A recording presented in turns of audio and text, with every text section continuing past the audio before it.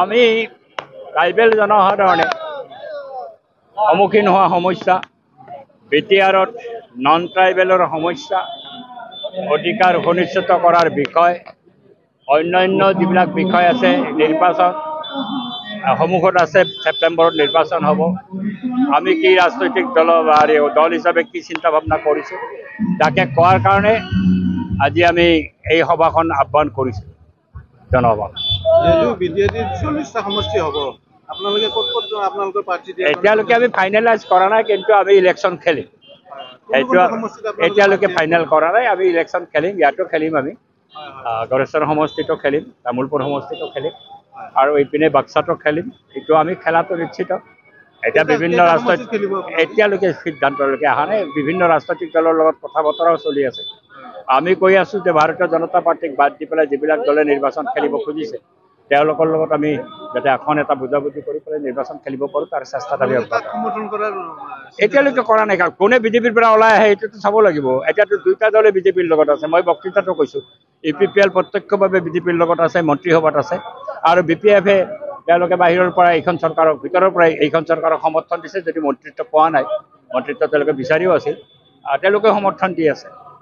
তেনে ক্ষেত্ৰত এতিয়া ৰাজনৈতিকভাৱে তেওঁলোকে কি অৱস্থান গ্ৰহণ কৰে এই বিষয়বিলাক বিবেচনা কৰিহে আমি সিদ্ধান্তটো ল'ম।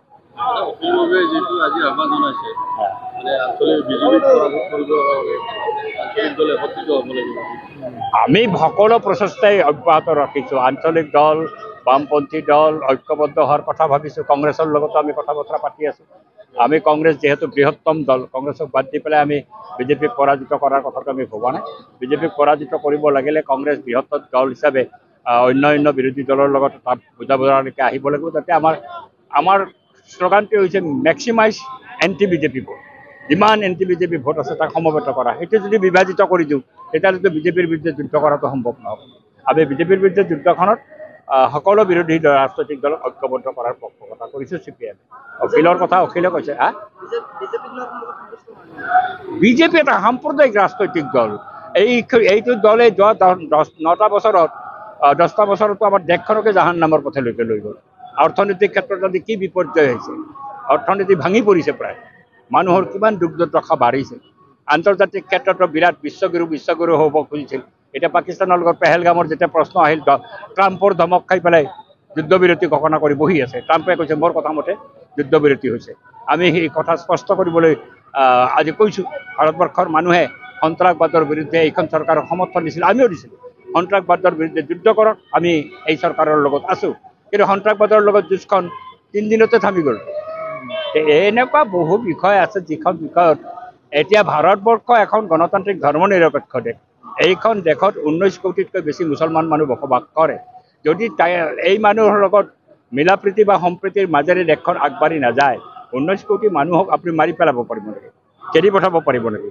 তাতে এটা ৰাস্তা উলিয়াব লাগিব, যাতে আমি গণতান্ত্ৰিক ধৰ্মনিৰপেক্ষ ৰাষ্ট্ৰৰূপে সকলোৱে একেলগে থাকিব পাৰোঁ, তাৰ ব্যৱস্থাটো কৰিব লাগিব। প্ৰতিনিয়ত এণ্টি মুছলিম কেম্পেইন কৰে ভাৰতীয় জনতা পাৰ্টি, আৰু হিন্দুত্বৰ কথা কৈ পেলাই আজি হিন্দুত্বৰ কথা কৈ হিন্দুৰ কি স্বাৰ্থ ৰক্ষা কৰিছে? মই ক'লোৱে বজাৰত কি বস্তুৰ দাম পৃথক নেকি? হিন্দুৰ কাৰণে কম আৰু মুছলমানৰ কাৰণে বেছি নেকি? একেই দামটো, একেই দাম। আৰু প্ৰতিনিয়ত যেনেকৈ বয় বস্তুৰ দাম বাঢ়িছে, ঔষধৰ দাম বাঢ়িছে, আজি সাধাৰণ মানুহ জীৱন নিৰ্বাহ কৰাটোই টান হৈ গৈছে। ভাৰতীয় জনতা পাৰ্টি সেই ৰাস্তাতে খোজকাঢ়িছে। প্ৰতিশ্ৰুতি আছিল তেওঁলোকে 2 কোটিকৈ বছৰে কৰ্মসংস্থান দিব। আজি তেওঁলোকে 10 বছৰত 20 কোটি কৰ্মসংস্থান দিছে নেকি? 1 কোটিও দিয়া নাই। বৰঞ্চ কোভিড পৰিস্থিতিৰ মাজত 11 কোটি মানুহৰ কৰ্মসংস্থান গৈছে। আমাৰ অসমতে 23 লক্ষ কৰ্মহীন যুৱক আছে। হিমন্ত বিশ্ব শৰ্মাই ক'লে প্ৰতি বছৰে মই 1 লাখ কৰি দিম, 5 লাখ হ'ব লাগিছে। হৈছে নেকি 5 লাখ? 1 লাখে কোনোমতে সম্পূৰ্ণ কৰিছে। 1 বছৰতে কৰিম বুলি দম্ভ মাৰিলে। মই তেতিয়াই প্ৰশ্ন কৰিছিলোঁ, নোৱাৰে আপুনি, 3 বছৰ লাগিল 1 লাখ হোৱাতে। আকৌ সুধিছোঁ, 3 বছৰ হোৱাৰ লাগিলে আপোনাৰতো 1 লাখ নহ'ল। এই ধৰণৰ মিছা কথাৰে এখন সৰু ৰাজ্য অসম, তাতে 35 লক্ষ যদি কৰ্মহীন যুৱক হয়, এইখন ৰাজ্য কিবা আগবাঢ়িব নেকি? আৰু প্ৰলোভনৰ পিছত প্ৰলোভন, এতিয়া 2 লাখ কৰি দিম, উদ্যমিতা আঁচনি 10,000 কৰি দিম, লাখপতি বনাম। মানুহক প্ৰলোভিত কৰি পেলাই ৰাস্তাত নামাবলৈ চেষ্টা কৰিছে। কিন্তু অৰ্থনীতিটো কি হৈছে আমাৰ? এই পৰহি হিচাপ ওলাইছে, শিক্ষাৰ ক্ষেত্ৰত আমি তলৰ পৰা 2 নম্বৰ।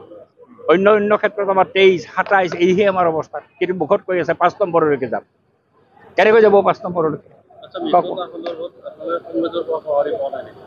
সঁহাৰি নোপোৱাৰ কোনো কথা নাই এতিয়াতো কংগ্ৰেছেও নিজৰ অৰ্গেনাইজেশ্যন বৃদ্ধি কৰাৰ কাৰণে লাগি আছে আমিও আমাৰ অৰ্গেনাইজেশ্যন বৃদ্ধি কৰাৰ কাৰণে লাগি আছোঁ এই যে মেল মিটিংবিলাক কৰি আছোঁ নিৰ্বাচনলৈকে সময় আছে